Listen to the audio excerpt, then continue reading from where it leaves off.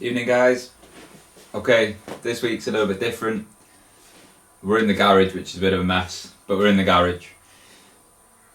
This week was supposed to be me showing you the throttle cable and how I'm going to work that out. I have actually worked that out, which is the annoying part, but this part that comes out of the mini throttle cable,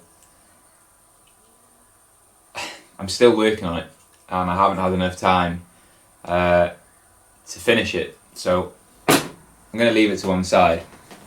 And this week we're going to talk about the end goal for the car. I keep getting asked questions, why, how, so I'm just going to answer some of those and then we'll look at sort of what's going to be coming up next.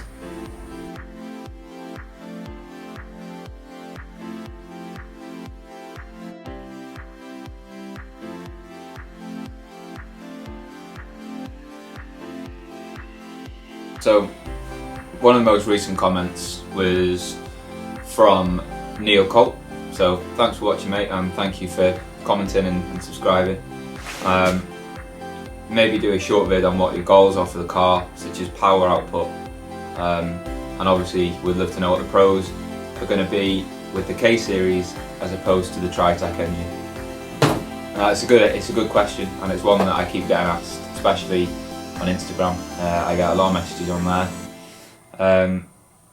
Essentially, the K series engine is lighter. Now, it's not by a lot, but it's lighter. I like the engine, and I like the fact that it can rev all the way to 9 with the correct tune and with the correct parts. And I have a lot of friends in the Honda world that can work on K series to get them to sort of where I want them to be. So that was step one. I like the look of the Mini, but the engine for me was quite scary. I went to Nürburgring earlier in the year, you see the video, and I was constantly looking at the temperatures and making sure that it wasn't overheating and I wasn't sort of losing too much power. I had to, whilst I was there, make a mist spray for the intercooler. Now luckily I could source all them parts locally from parts stores, but I don't really want to do that when I'm at the Nürburgring. I literally go in there for a lad's weekend or a lad's week. We go once a year, and I really want to enjoy it and not have to worry about the engine. Every time I've been there in the past, whether it's been the Evo, the S2000, even the other Hondas, the Civics, I've never worried about it. But for this trip I was just a bit on edge. So that was my main reason for wanting to swap the engine. Another reason is that although it's going to cost me a bit more to have the power, when I do up the power, and I'm not saying the Tritec's unreliable, there's heaps of people running these engines in these cars with all this power, turbo builds that have got like 500 brake. But I wanted to keep it as close to sort of the NA, high revving, exciting. That, for me, that's what gives me a buzz. So I understand that it's not for everyone. I understand some people prefer the turbos. It was always, if I was going to engine swap, it had to be a Honda engine, and it was always going to be the K20. I also keep getting asked loads of questions on, well, is it not cheaper to buy an EP3 and just run an EP3? And yeah, you're right, it is. Probably by quite some at the minute, because the EP3s are pennies to buy. But my Mini is clean, it's never been in a crash. I'm the third owner from new. It's on the low mileage, which means there's not much rust on it. Actually, there's no rust on it at all. And I got one ding in the whole car.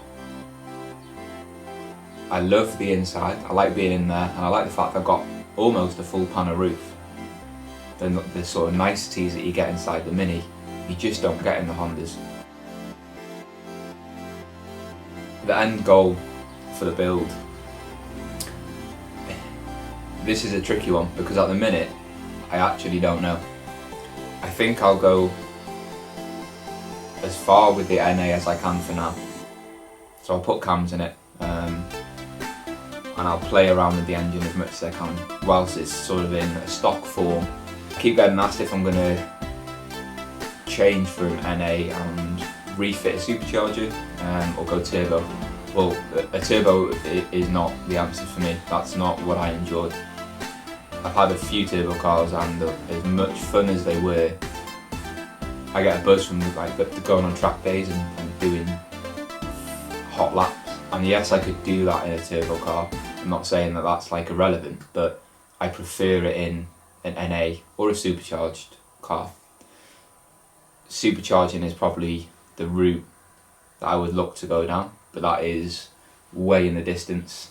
Just for now, I'm just focusing on running at NA and just enjoying the car, because I think lighter engine, a better suspension set with a tuned engine, and then you've got the comforts of the Mini, which we as Mini guys all know and love. It's a nice place to be inside.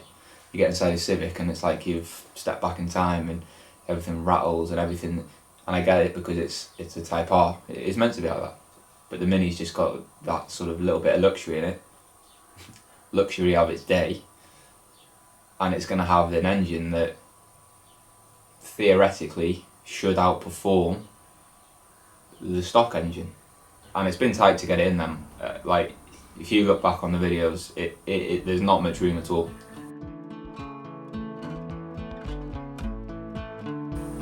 I get a lot of comments off the guys follow me on Instagram and YouTube, and a lot of them say it's a good job. Some of them have said it's a bad job.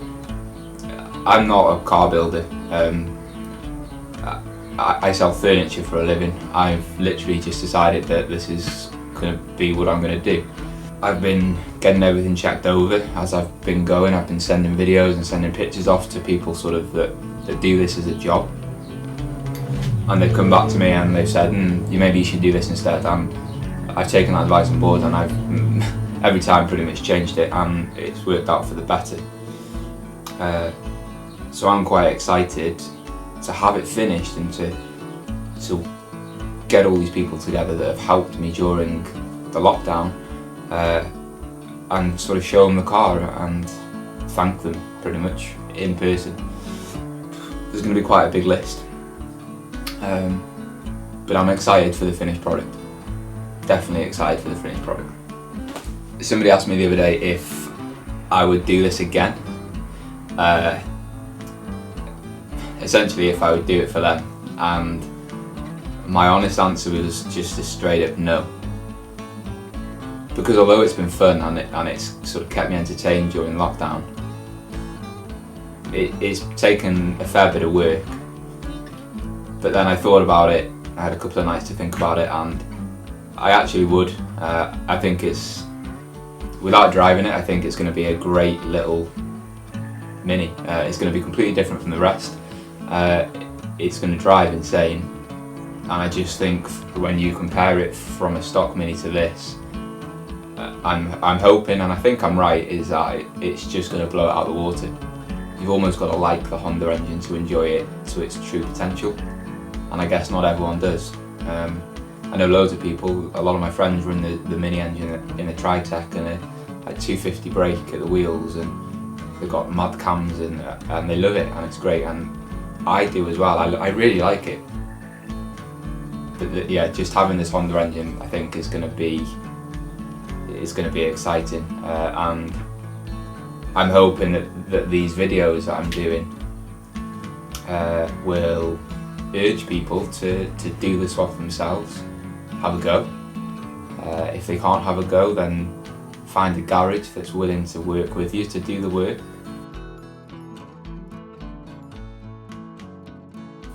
There's two options with the shifter and cables, and let me know down below what you think of this. Option one is just to go with your standard K-swap shifter, so it mounts in at the top, and then I have to run the shifter cables through the firewall, which means cutting a hole, putting a bung in with the two cables going through and into the gearbox.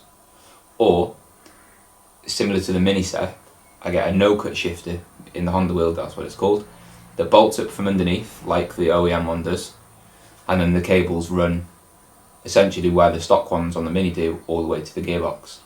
I'm a little bit gutted because I could make the mini cables work. They're just about 5 centimetres too short. And again, I don't know if they can be extended, so if you guys know, then again let me know, because that could save me a lot of money. And it could actually mean that this car will be on the road a lot quicker. I have help from the outside. I've got Slideways, who are a massive help. Slideways Motorsport, they're always there. If I need any information or any knowledge, then I just give them a call. Anthony is great and he just guides me through stuff. I've got Rich from Heat and Beat, who are obviously helping me with the welding and making sure that the mounts are strong, and even going as far as making me a custom mount for both sides is just amazing. The rear mount I'm actually working on now, so I've got some amazing people working with me, but I'm funding it all, as well as trying to build the house, and as well as trying to put food on the table. It's not quite that easy. But if you have any ideas or any tips that could help me, then I'd massively appreciate those. So please comment down below, and obviously like and share with your friends would be awesome, because I'm always open to suggestions and I'm always open to ideas on how to do things better. I love to learn, that's what I like doing, hence why I've taught myself all of this.